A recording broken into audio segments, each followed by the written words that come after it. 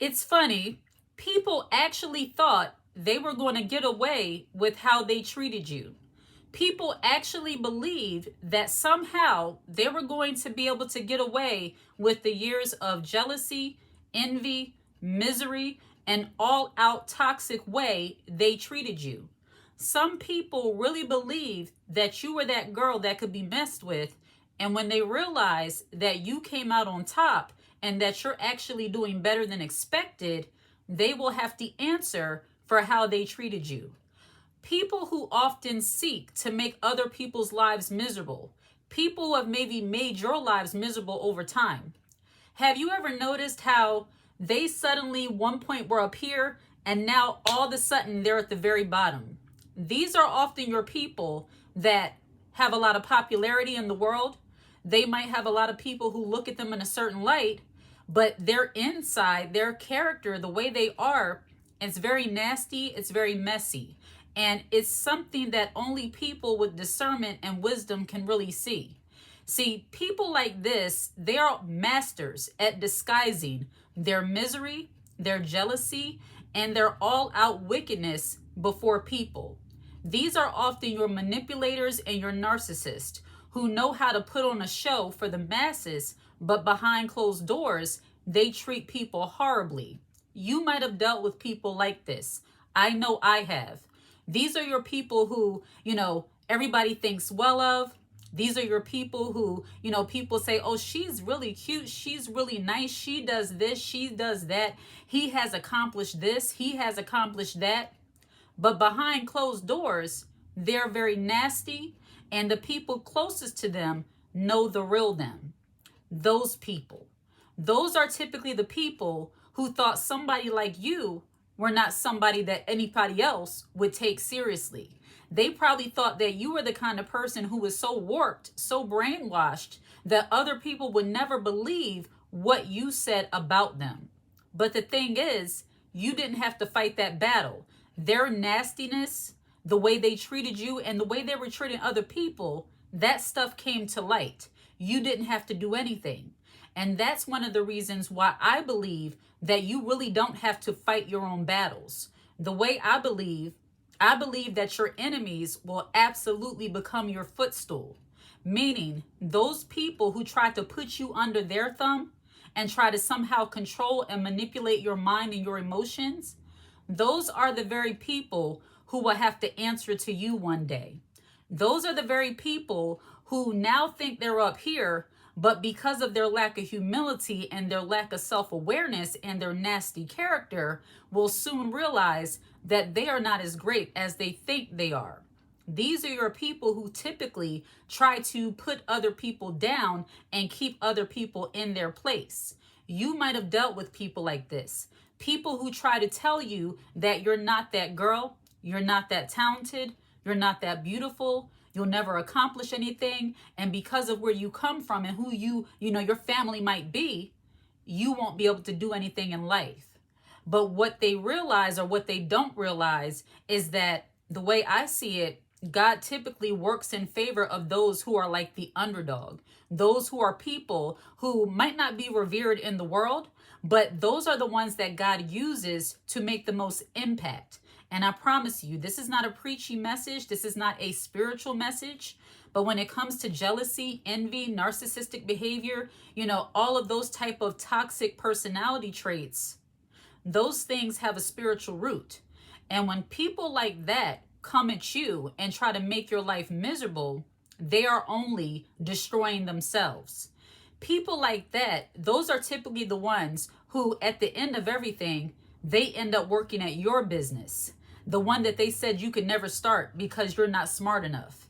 They're trying to network and get favors from you because now you're the one who has the control.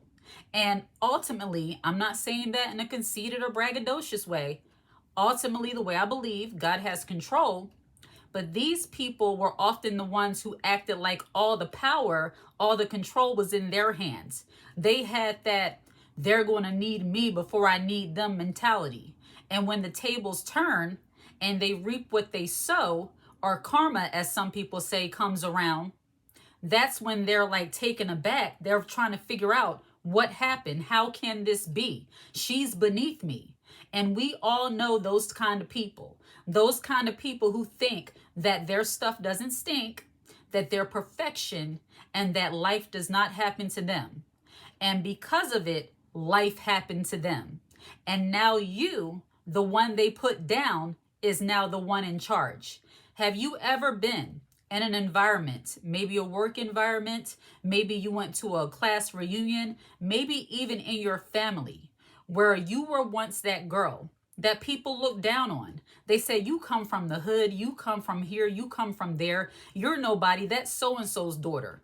She's nobody. That's so-and-so's son, because I know I have some men watching this channel. He's nobody. You can just give him the scraps off your table. They'll take anything. And now they're in a position where they need those scraps. Now they want to have a seat at the table that they hoped you never built. People like that. People who looked at you as if they somehow had something over you because of their family name. And now half of their family is in jail. Half of their family is fighting legal battles, or half of their family, unfortunately, is not here due to poor decisions. But you are still thriving, you are still surviving, and you, the one who was least expected to be anything, now you have accomplished so much, and they can't handle it. It's that reaping and sowing. It's that not understanding that how can somebody like you be superseding somebody like them? You were not the person who was supposed to accomplish so much. You were not the person who was supposed to have successful children. You were not the woman who was supposed to have a successful marriage, because everybody in your family is divorced. Everybody in your family, they have messy, baby mom, baby dad drama. But if you have a healthy, successful relationship, they resent that about you. And now, when they thought that they were going to be the ones who has that family legacy, that has that picture perfect family, and now they've been cheated on like they wished on you, now they're scrambling trying to figure out how. It's because what goes around comes around. I wholeheartedly believe that. And that's why, even though on this channel, I talk about jealousy and envy and how your haters this and how your haters that, you never have to be afraid of people not reaping what they sow when they do what they do to you, because what goes around truly does come around. And as I said, people actually thought they were getting away with how they treated you, and they did not. Those very people are often asking you for favors now. And let me be clear, it's not that you wish bad on other people. It's the fact that other people wish bad on you, and those very things that they wish to happen to you are now happening to them. Those very things that they said would never happen to them. Oh, I'll never lose my job. Oh, I'm very secure here. Oh, everybody loves me. Simply because they were trying to throw it in your face, because they thought you were less than them, now they have to answer to you. Now the things they used to have, they no longer have, you have them. This thing for me is very spiritual, meaning that God really is no respecter of persons, and what he does for one, he can do for all. And whoever he shows mercy to, he can choose whomever he chooses to show mercy to. He can take what somebody else has and give it to you. Those people who come after you and think that for a moment they are somehow better than you, those are the very people who will be humbled. And I know some people don't like to hear that, but it's a fact. People who mistreat other people, people who wish bad on you, they are now reaping the consequences of their nasty behavior. They are now reaping the consequences of how they tried to come after you. I remember going into a workplace one time, and I was actually the assistant manager, and this store was a huge store, so I didn't really get to know all of the employees, closely like that. I knew who they were, but I didn't get to know them that close. It was one person I kind of recognized, and I wasn't sure where I recognized her from, and then it dawned on me, I went to school with this person, and she was nasty to me. The little interactions I had with her, she was very nasty. I'm one of those, the people who was popular, they thought they were somebody, and now I was her boss. Did I relish in that? Honestly, for a moment, I did. Because it's something about seeing people who mistreated you suddenly have to answer to you in some capacity that makes you feel good on the inside. I'm not saying that's a godly thing. I'm still a person. We're all being worked on. But in that moment, I'm like, oh yeah, I remember you. All right, go stock them boxes. God forgive me. That was just my honest human moment, you know? But things like that happens. The people in your family who are used to you asking them for money, now they asking you if you got some change. And I'm not saying the people who are on hard times and needed help. I'm saying the people who had it good, and during the times where they had it good, they looked down on you. Those are the ones I'm talking about. I'm not putting down people who go through things. I'm talking about the people who had it made in the shade, as they used to say. And when you were going through, they kicked you while you were down. It's those people. Those people will have to pay for how they treated you. These are typically your people who don't see your vision. They don't see behind the work and the drive and the ambition and the reason why you do the things you do. These are often the people who try to call you delusional and act like you're just selling pipe dreams when you explain to them what you want to accomplish, what you want to do. These are typically your people who underestimated you, the people who thought that you were so dumb and lacking in intelligence, which is also dumb, that you would never amount to anything. And when they see it happening, they don't understand how and or why. They thought they were the greatest among the group. And you often have women like this too in families, friend groups. They don't understand, how did she get a man like that? You might have been what they called the plain Jane looking girl. You might have been the church girl. You might have been the boring friend. You might have been the one that wasn't that much to look at, but you now have a fantastic man that provides and protects you. And the girls who thought that they were so much and reminded you every chance they got, they reminded you of how you're not that cute and how you're just the sideline friend. Now you have the man that they thought they was entitled to. People who often come at others with their toxicity, their misery, and all-out desire to make your life HE double hockey sticks on earth, those are typically the people who end up having it bad in life. These are your people who often end up getting on some kind of substances, dealing with mental illness. They're all spiritually confused because they wasted so much of their youth trying to make your life miserable. And this is not something I'm just saying. These are things, these are real scenarios of people. I actually have seen people who, during their up times when they were doing great in life, they didn't use that opportunity to bless other people, to encourage other people, or to help other people. They used that as an opportunity to put other people down. And some of those same people that they put down, now they need for help. And that's why it's something about people who have no problem burning bridges.